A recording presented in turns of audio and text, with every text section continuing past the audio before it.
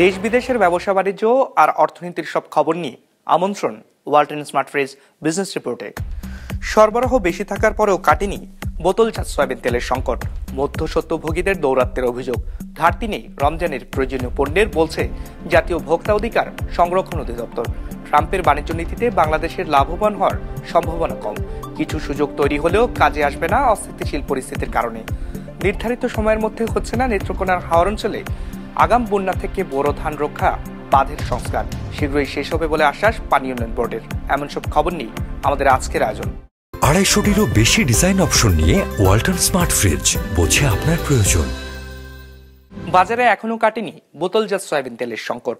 মূলত রাজনৈতিক দুর্বৃত্তায়ন ও মধ্যস্বত্বভোগীদের দৌরাত্ম্যের কারণে এমন পরিস্থিতির সৃষ্টি হয়েছে, এমনটি জানিয়েছে জাতীয় ভোক্তা অধিকার সংরক্ষণ অধিদপ্তর। সমস্যা সমাধানে বাজার তদারকি জোরদার করার কথা জানিয়েছে সংস্থাটি। বৃহস্পতিবার রাজধানীতে আয়োজিত এক সংবাদ সম্মেলনে এসব কথা জানানো হয়। তবে রমজানের প্রয়োজনীয় ছোলা, খেজুর সহ নিত্যপণ্যের পর্যাপ্ত সরবরাহ থাকার কথা জানিয়েছে সংস্থাটি। কারওয়ান বাজার রাজধানীর সবচেয়ে বড় পাইকারি বাজার। মাস দুয়েকের বেশি সময় ধরে যেখানে চলছে বোতলজাত সয়াবিন তেলের সংকট, যা কাটেনি এখনো। বাজারটিতে 2-1টি কোম্পানির 2 কিংবা 1 লিটারের বোতলজাত সয়াবিন তেল পাওয়া গেলেও মিলছে না 5 লিটারের বোতল। তেল পাওয়া যাচ্ছে না, মানুষ তো চাচ্ছে অনেক তেল। রমজান তেল তো চাইলে প্রচুর, কিন্তু সয়াবিন তেল নাই। পাম তেল আছে 1 লিটার 2 লিটার তেল আছে। ফ্রেশ আর পুষ্টি এটা কিছুটা পরিমাণে দেয়, মানে 1 দিন 2 দিন পর পর পাওয়া যায়, কিন্তু অন্যান্য যেগুলো তীর, রূপচাঁদা, এগুলো সপ্তাহে 1 দিন আসে। বাজারে যখন এমন অবস্থা, তখন নিত্যপণ্যের সরবরাহ পরিস্থিতি জানাতে সংবাদ সম্মেলন করে ভোক্তা অধিকার সংরক্ষণ অধিদপ্তর। চলতি অর্থ বছরের অক্টোবর থেকে জানুয়ারি পর্যন্ত সয়াবিন তেলের আমদানি হয়েছে 3,89,000 টন। যদিও রমজানে এর চাহিদা 3 লাখ টনের মতো, সেই হিসাবে সরবরাহ বেশি রয়েছে। তারপরেও বাজারে পর্যাপ্ত তেল মিলছে না কেন? যিনি চুরি করেন সকল সময়ে চুরি করেন, এবং আমাদের দেশে একটা কথা আছে, চোর না শুনে ধর্মের কাহিনী। আমাদের দেশের বাজারটা পিওরলি মুক্ত বাজার নয় বলে আমি মনে করি। এর মাঝখানে মধ্যস্বত্ব ঢুকে গেছে। এর সাথে একটাকে বলা হচ্ছে যে গুটি কয়েকের বাজার, অলিগার্কি, সেটা অ্যাক্টিভ আছে। ফলে তারা হঠাৎ করে পরিবর্তন হওয়াটা আসলে it is a tough matter. শুধু তেল নয়, সংবাদ সম্মেলনে রমজান কেন্দ্রিক অন্যান্য নিত্যপণ্যের সরবরাহ পরিস্থিতি তুলে ধরা হয়। সংস্থাটি দেওয়া তথ্য মতে চলতি অর্থ বছরের অক্টোবর থেকে জানুয়ারি পর্যন্ত 4 মাসে ছোলার আমদানি হয়েছে 97.5 লাখ টনের মতো। এই সময়ে ডাল জাতীয় পণ্য এসেছে প্রায় 1,58,000 টন। আর গেল বছরের অক্টোবর থেকে জানুয়ারির তুলনায় 20% আমদানি বেড়েছে চিনির। একই সময়ে রসুনের আমদানি বেড়েছে 20% আর আদা 56%। ভোজ্যতেল ব্যতিরেকে আরও আর যে পণ্যগুলো আছে রমজানে, খেজুর, তারপরে মশলা জাতীয় কিছু পণ্য, প্লাস ছোলা, প্লাস ফল, এগুলার পর্যাপ্ত সাপ্লাই আজ পর্যন্ত আছে। রমজানের নিত্যপণ্যের সরবরাহ স্বাভাবিক রাখতে নজরদারি জোরদার করা হয়েছে বলেও জানানো হয় সংবাদ সম্মেলনে। একদিকে হলো আমাদের ভোক্তাদের স্বস্তি আনতে হবে, আর এর সাথে যারা দুষ্টামি করে বা ভোক্তা বিরোধী, ভোক্তা স্বার্থ বিরোধী কাজ করে, তাদেরকে আইনের আওতায় আনতে হবে। এটা একই সাথে কাজ করতে হবে। রঞ্জিবুল মিজান, বিজনেস রিপোর্ট, মাছরাঙা টেলিভিশন। ট্রাম্পের বাণিজ্য নীতি থেকে বাংলাদেশের খুব বেশি লাভবান হওয়ার সম্ভাবনা নেই। কিছু সুযোগ তৈরি হলেও বিভিন্ন খাতে চলমান অস্থিতিশীল পরিস্থিতির কারণে সেটি কতটুকু কাজে লাগানো যাবে তা নিয়ে সংশয় রয়েছে বিশ্লেষকদের মাঝে। তাই ট্রাম্পের বাণিজ্য নীতি নিয়ে উচ্ছ্বসিত না হয়ে বরং পণ্যের মান উন্নয়নের তাগিদ দিয়েছেন তারা। This is the beginning of making America rich again. দ্বিতীয়বারের মতো ক্ষমতায় বসেই বৈশ্বিক বাণিজ্যে নিজের আধিপত্য বিস্তারের চেষ্টা করতে থাকেন ডোনাল্ড ট্রাম্প।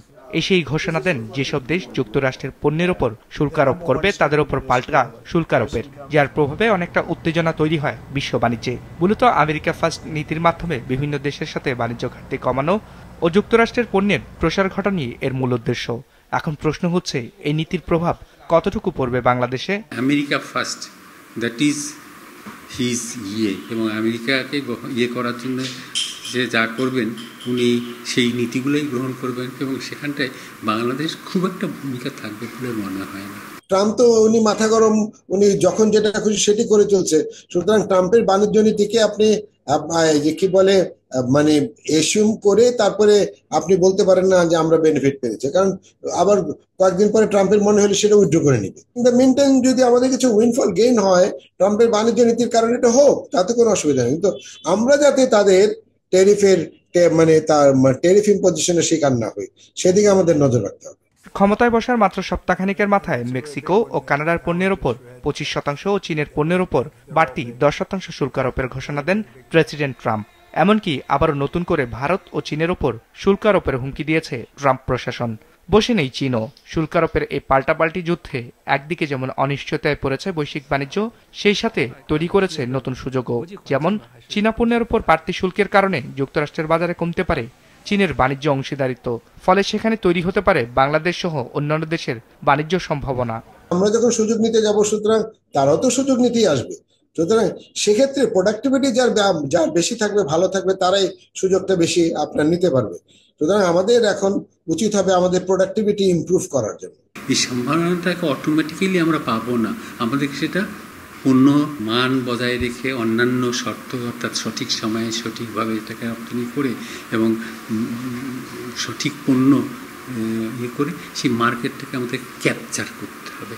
তথ্য বলছে 2018 সালে চীনের সাথে বাণিজ্য যুদ্ধ শুরু হয় যুক্তরাষ্ট্রের, যার কারণে সে বছর চীন থেকে অনেক ক্রয় দেশ সরে এসেছিল বাংলাদেশে। যুক্তরাষ্ট্রের বাজারে সে সময় বাংলাদেশ রপ্তানি করেছিল $593 কোটি পণ্য, যা ছিল 7 বছরের মধ্যে সর্বোচ্চ। বিজনেস রিপোর্ট, মাছরাঙা টেলিভিশন। বেক্সিমকো ইন্ডাস্ট্রিয়াল পার্কের শিল্প প্রতিষ্ঠানগুলোর কর্মকর্তা কর্মচারীদের বকেয়া পাওনা 525 কোটি 46 লাখ টাকা 9 মার্চ থেকে পরিশোধ শুরু করবে সরকার। বৃহস্পতিবার সচিবালয়ে সংবাদ সম্মেলন করে এ তথ্য জানান শ্রম ও কর্মসংস্থান উপদেষ্টা ডক্টর সাখাওয়াত হোসেন। উপদেষ্টা জানান, বকেয়া পাওনার 325 কোটি 46 লাখ টাকা অর্থ মন্ত্রণালয় এবং 200 কোটি টাকা শ্রম মন্ত্রণালয় থেকে ঋণ হিসেবে দেওয়া হচ্ছে।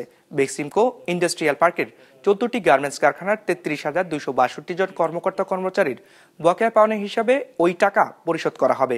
বিভিন্ন খাতে ব্যাংক ও আর্থিক প্রতিষ্ঠানের কর্মকর্তা যারা বেক্সিমকোকে 40,000 কোটি টাকা ঋণ নিতে সহযোগিতা করেছে, তাদের সবাইকে আইনের আওতায় আনা হবে। এসব বিষয় তদারকিতে উচ্চ পর্যায়ের তদন্ত কমিটি গঠন করা হয়েছে বলেও জানান তিনি। নির্ধারিত সময়ের মধ্যে শেষ হচ্ছে না আগাম বন্যা থেকে নেত্রকোনায় হাওর অঞ্চলে বোরো ধান রক্ষাবাদের সংস্কার কাজ। এর জন্য কাজের অনিয়ম ও ধীরগতিকে দায়ী করছেন স্থানীয় কৃষকরা। নির্ধারিত 28 ফেব্রুয়ারির মধ্যে কাজ শেষ করতে না পারলেও খুব তাড়াতাড়ি শেষ হবে বাকি কাজ, বলছে পানি উন্নয়ন বোর্ড। নেত্রকোনার প্রতিনিধি মীর মনিরুজ্জামানের পাঠানো তথ্য ছবিতে ডেস্ক রিপোর্ট। আগাম বন্যা শুনলেই আটকে ওঠে হাওর অঞ্চলের বোরো চাষিরা। বন্যায় ফসল হারিয়ে প্রায় নিঃস্ব হন তারা। তাই প্রতি বছরই দুশ্চিন্তায় থাকতে হয় হাওর অঞ্চলের কৃষকদের। আগাম বন্যার হাত থেকে রক্ষায় নেত্রকোনায় ডুবন্ত বাঁধ রয়েছে 365 কিলোমিটার।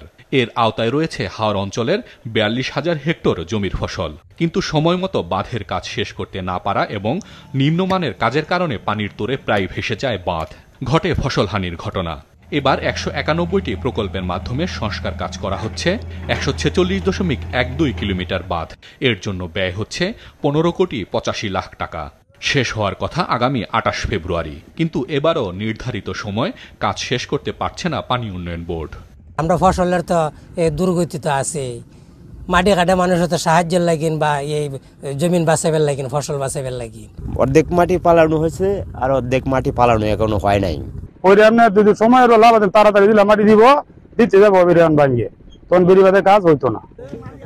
স্থানীয় কৃষকদের অভিযোগ, ঢিলেতালে কাজ করছে ঠিকাদার। অনেক এলাকায় করা হচ্ছে অনিয়ম।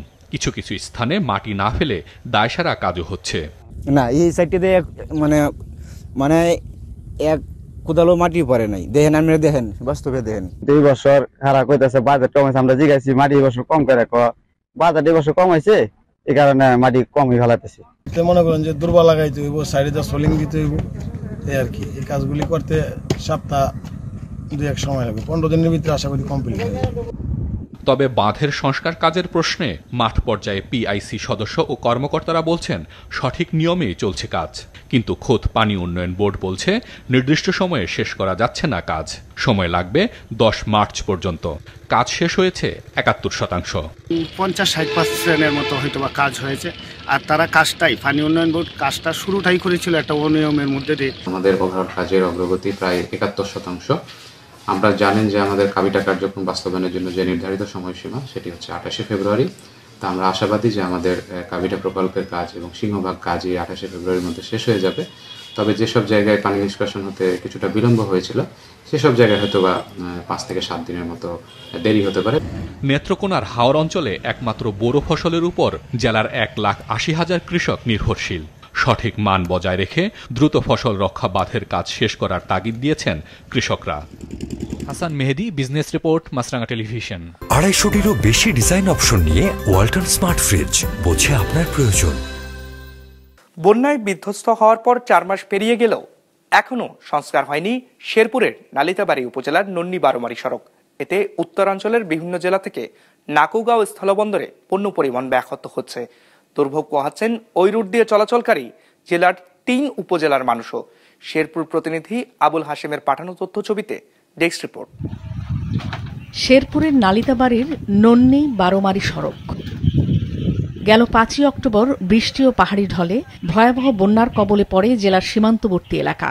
পানির তোড়ে 2 লেনের এই সড়কের প্রায় 1 কিলোমিটার অংশের 2 পাশ ও মাঝের অংশ ধসে তৈরি হয় গভীর খাদ। ফলে ওই সড়ক দিয়ে চলাচলে চরম ভোগান্তি পোহাচ্ছেন মানুষ। ভারী যানবাহন চলাচলের অনুপযোগী হয়ে পড়ায় জেলা সদর শ্রীবর্দী ও ঝিনাইগাতি সহ উত্তরাঞ্চলের বিভিন্ন জেলা থেকে বিকল্প সড়ক দিয়ে নাকুগাঁও স্থলবন্দরে পণ্য পরিবহনে সময় লাগছে বেশি, বাড়ছে পরিবহন খরচও। রাস্তাটা আজকে 4 মাস যাবত ভেঙে গেছে, এটা এখনো মেরামত করা হয়নি। আবেদন করছি যে যত দ্রুত এই কাজটা সমাধান করা যায় এবং এখানে একটা ব্রিজ হোক বা মাটি কাটা হোক, যে কোনো ব্যবস্থা যাতে সরকার অতি তাড়াতাড়ি করে, এটাই আমাদের সবার এলাকাবাসীর পক্ষ থেকে কামনা। আপাতত নিজ উদ্যোগে তৈরি বাঁশের সাঁকো দিয়ে সড়কের মাঝের ধসে যাওয়া অংশ পার হচ্ছে এলাকাবাসী। তো এখান থেকে আমরা যে সাইকেল নিয়ে যাই, তো এখানে দেখতেছি যে এখান থেকে সাইকেল নেওয়াটা কিন্তু কষ্টকর।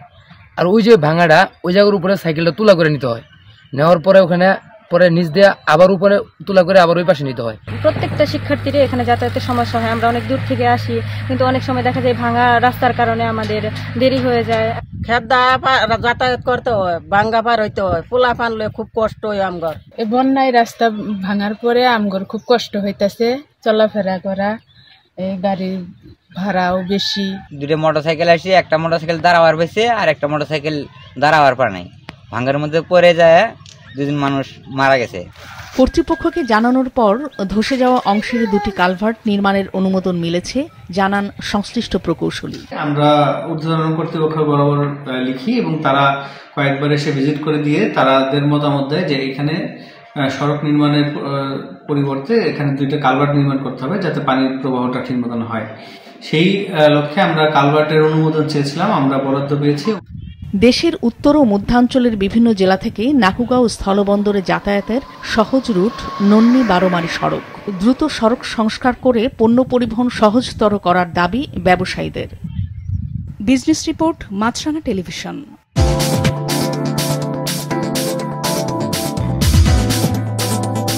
নেতিবাচক ধারায় শেষ হয়েছে ঢাকার শেয়ার বাজারের লেনদেন। সার্বিক সূচক ডিএসএক্স 6 পয়েন্ট কমে দাঁড়িয়েছে 5247-এ। হাত বদল হয়েছে 487 কোটি টাকার শেয়ারের মালিকানা। লেনদেনে অংশ নেওয়া প্রতিষ্ঠানগুলোর মধ্যে দর বেড়েছে 193টির, কমেছে 133টির, আর অপরিবর্তিত রয়েছে 73টির দর। বাংলাদেশের সঙ্গে যাত্রা শুরু করেছে মিলার ফর নিউট্রিশন। মূলত আটা, ভোজ্য তেল ও চালের মতো প্রধান খাদ্যদ্রব্যের পুষ্টিগুণ বাড়ানোই এই উদ্যোগের মূল লক্ষ্য। গতকাল বুধবার রাজধানীর বসুন্ধরা কনভেনশন সিটিতে বাপা ফুড প্রো এক্সপোতে এই জোটের উদ্বোধন করা হয়। মিলার ফর নিউট্রিশন টেকনোসার্ভ দ্বারা পরিচালিত একটি জোট। প্রতিষ্ঠানটি বিশ্বের 60টি দেশের মতো বাংলাদেশের শিল্প নেতৃত্বাধীন প্রতিষ্ঠানগুলোকে এক জোটে যুক্ত করেছে।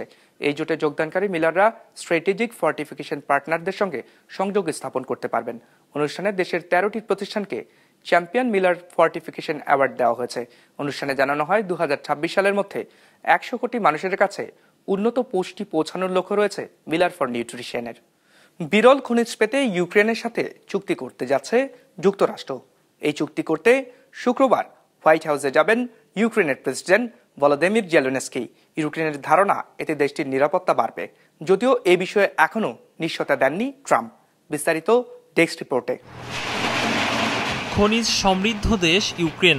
বিশ্বের বিরল খনিজের 5% রয়েছে দেশটিতে। টাইটানিয়াম, লিথিয়াম সহ গুরুত্বপূর্ণ এসব উপাদান চিপ, বিমান, টারবাইন, ইলেকট্রনিক্স সহ অন্যান্য পণ্য উৎপাদনে ব্যবহার হয়। তথ্য বলছে বিশ্বের সবচেয়ে টাইটানিয়ামের মজুদ রয়েছে চীনে, তবে ইউক্রেনের হিস্সাও কম নয়। দেশটিতে মজুদের পরিমাণ বিশ্বের মোট টাইটানিয়ামের 7%। আর লিথিয়াম উৎপাদনেও ইউরোপের নেতৃত্বে রয়েছে ইউক্রেন। ধারণা করা হচ্ছে দেশটিতে 5 লাখ টন লিথিয়াম বিদ্যমান। এই উপাদান ব্যবহার করা হয় ব্যাটারি তৈরিতে। ইউক্রেন চাহিদা মতো বিরল খনিজ উৎপাদন করলেও বছর 3 আগে রাশিয়া দেশটিতে আগ্রাসন চালালে উৎপাদন ব্যাহত হয়। প্রায় $350 বিলিয়ন কিছু খনি চলে যায় রাশিয়ার দখলেও। এর সাথে ইউরোপ আমেরিকায় চীন খনিজ উৎপাদন রপ্তানিতে নানাবিধ শর্ত জুড়ে দিলে বিপাকে পড়েন চিপ উৎপাদনকারী কোম্পানিগুলো। এবার এই বিরল খনিজ পেতে ইউক্রেনকে বড় ধরনের চুক্তিতে রাজি করিয়েছে যুক্তরাষ্ট্র। শুক্রবার এই চুক্তি করতে ওয়াশিংটন সফর করবেন প্রেসিডেন্ট জেলেনস্কি। হোয়াইট হাউসে এই চুক্তি হলে ইউক্রেনের মূল্যবান খনিজ উত্তোলনের সুবিধা পাবে যুক্তরাষ্ট্র।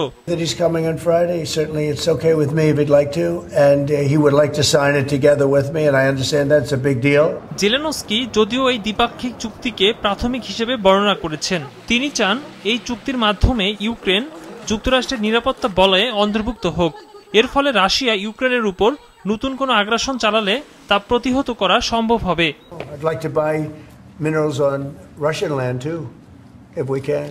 তবে প্রেসিডেন্ট ট্রাম্প বলেছেন যুক্তরাষ্ট্র ইউক্রেনকে খুব বেশি নিরাপত্তার নিশ্চয়তা দিবে না, বরং নিরাপত্তা দেওয়ার এই দায়িত্ব ইউরোপের নেওয়া উচিত। একরামুল ইসলাম খান, বিজনেস রিপোর্ট, মাছরাঙ্গা টেলিভিশন। দর্শক, আমাদের যে কোনো পর্ব নিজেদের সুবিধাজনক সময় দেখতে সাবস্ক্রাইব করুন বিজনেস রিপোর্টের অফিসিয়াল ইউটিউব চ্যানেল। ফেসবুক পেজে লাইক দিয়ে আপডেট থাকুন ব্যবসা বাণিজ্যের আলোচিত সব ঘটনা সম্পর্কে। আর আপনাদের মতামত জানান কমেন্টস অথবা ইনবক্সে। আজ এটুকুই, বিদায় নিচ্ছি, ভালো থাকবেন।